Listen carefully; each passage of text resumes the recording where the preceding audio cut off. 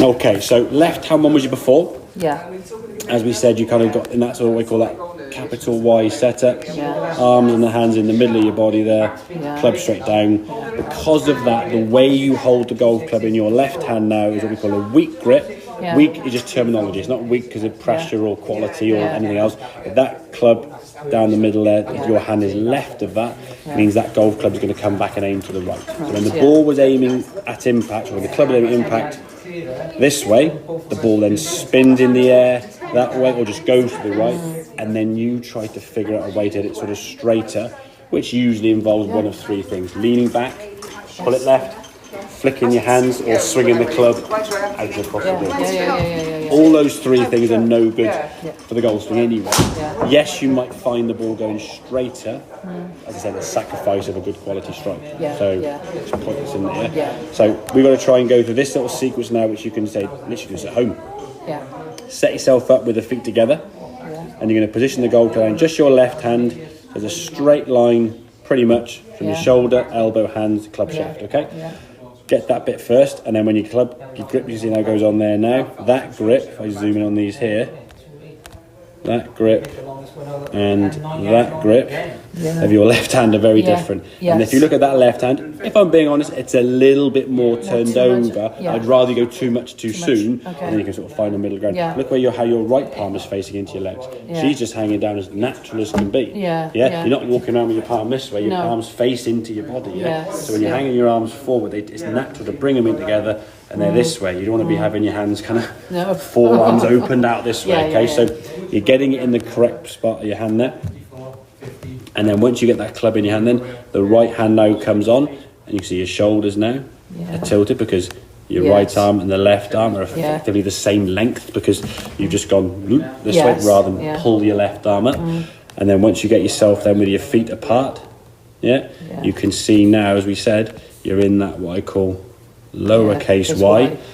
That's what we're trying to produce. Now, if I'm being critical, maybe you've gone a little bit far forward with the hands, but I don't mind that the style. I'd rather see you go too far the other end of the spectrum than move back to where you wanted to. If you pull yourself further the other way, you definitely get away from that point. Exactly. If you try and go a little bit too much, you might end up going back to the old position you'll become more comfortable with. So, but we saw setting up from there now. You can make your swinging back there nicely. Good turn the shoulders. Okay, back in the golf ball. Good strike of the ground there, okay?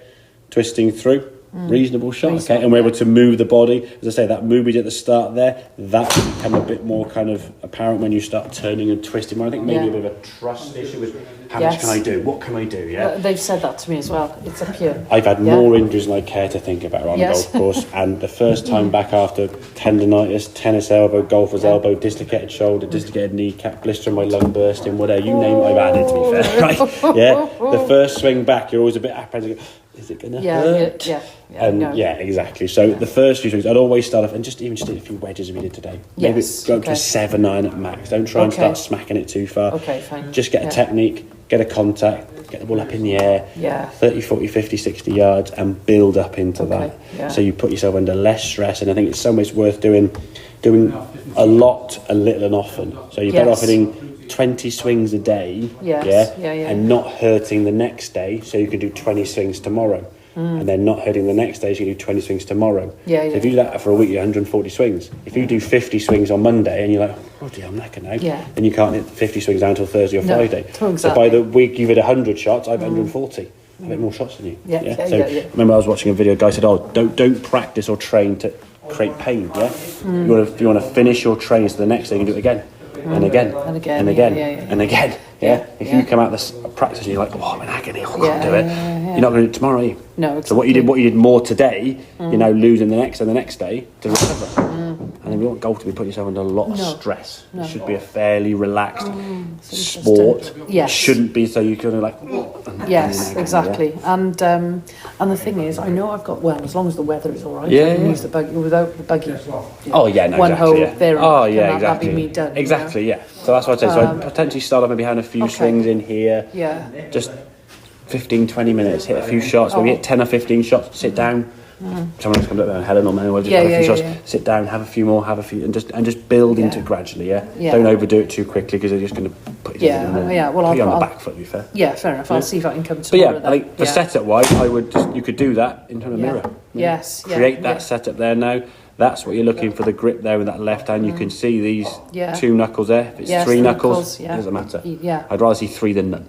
Yeah, okay. Not even going for motorcycle 4 knuckles. So I need to aim for about 2 then. Yeah, 2.5, 3 knuckles, that's what you're looking for. Just about to that end one there, possibly. But at least these 2 here. Okay. If in doubt, you're probably better going too far than not enough. Yeah, okay, got that. Does that make sense? That makes real sense, thank you very much. Good stuff.